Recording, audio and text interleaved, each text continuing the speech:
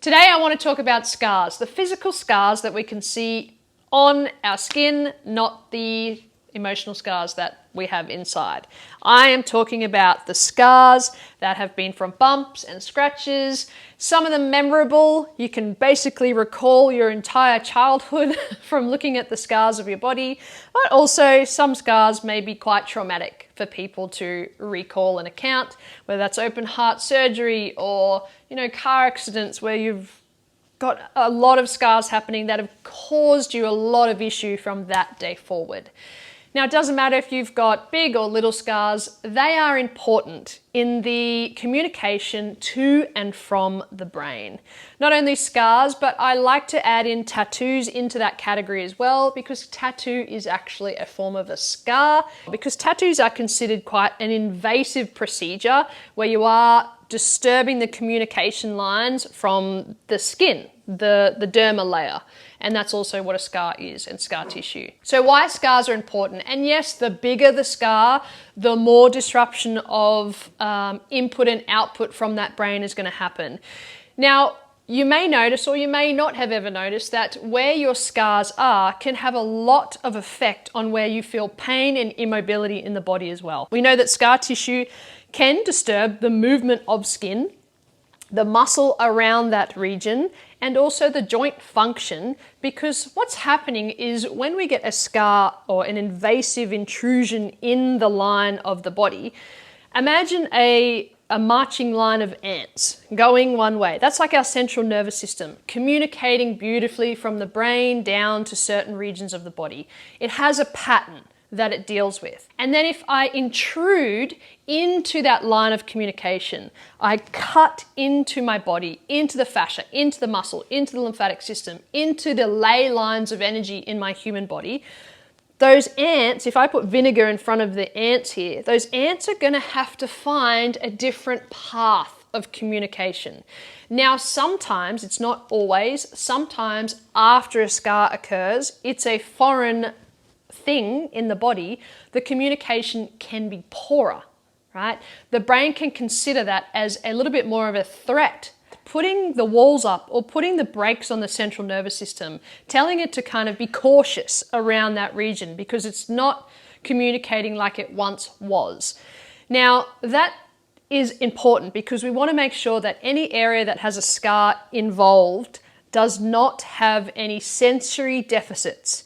Sensation is the third most important thing in the brain. What I mean by sensation, it is touch, it is heat, it is cool, it is feel.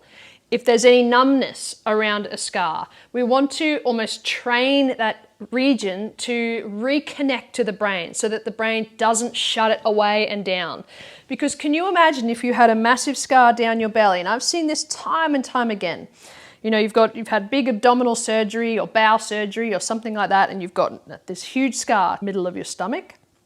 Now, if you start getting a little bit of numbness or the sensation just starts to get different because scar tissue is almost not dead tissue, but it is not the same as, the nerves have been cut.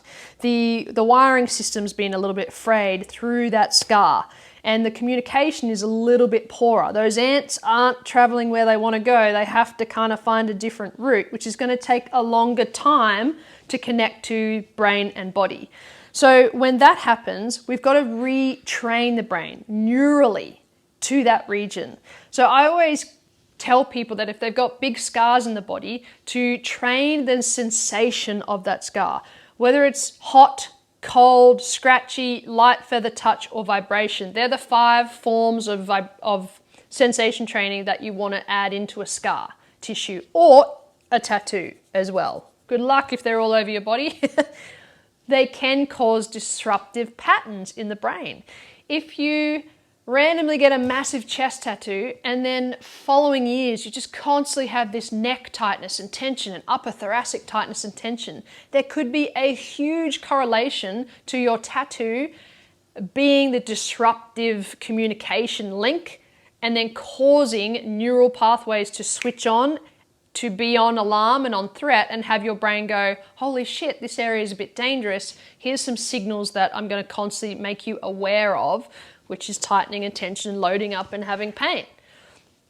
Not only tattoos, scars as well. A lot of the time, if I've seen a big scar down the stomach, you're going to have gut issues. It's not always, but quite often you'll have whatever sits around it issues. You know, more stomach issues, more digestive issues, more weakness in the lower back, tightness in the lower back, pain in the lower back, because there's been a disruption of communication through the line. Just think about the power lines that sit outside our home. If there's a storm and it brings one of those power lines down, it could flick all of the lights off in my entire home. So can you imagine if you cut through a type of communication line that is doing something, there's a lot of things happening in there, but if you cut through one of those lines, it could then cause an offset of communication disturbance to be like, oh, now I'm switching on pain 24/7 in that hip because I didn't have it before. You cut through that, now I'm communicating differently.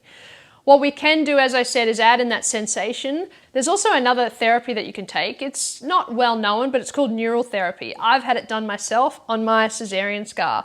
After I had my child, had a cesarean, I had a lot of hip pain on both hips, and nothing that I did really worked to fix it. So I went to an incredible doctor. He was a German doctor, and in Germany you have to be both holistic and normal GPs. And he introduced me to neural therapy. I was like, what is that? And he goes, well, exactly like I'm explaining to you. Your scars can disrupt communication lines in the body, just like power lines coming down. So what happens is they re-traumatize the scar in a nice way. I know that sounds weird, but I had it injected. I had my scar injected with a natural sort of saline anesthetic. It wasn't anesthetic, but it was natural. And it readjusted the traumatic communication that was left after that scar to almost cut it again or introduce a different line of communication again. And hopefully that second line of communication is better than the first line if you've had disruptive aches and pains and niggles. So for me, when I had my scar done the first time, I actually had no pain in my hips. It instantly went away. So it is powerful to understand that your scars can be causing you a lot of issues, not only emotionally, but also physically in the movement patterns of your body, the aches and pains, the stiffness in the joints, the constant tension, headaches, whatever it may be. Maybe that is something that you want to look at, is the scars in your body. And as I said, one of the best things that you can do is some scar sensation work. Vibration, hot, cold, ice, feather touch. Wake up your brain's communication to that region as often and as much as you can, and see if that makes a difference in your pain.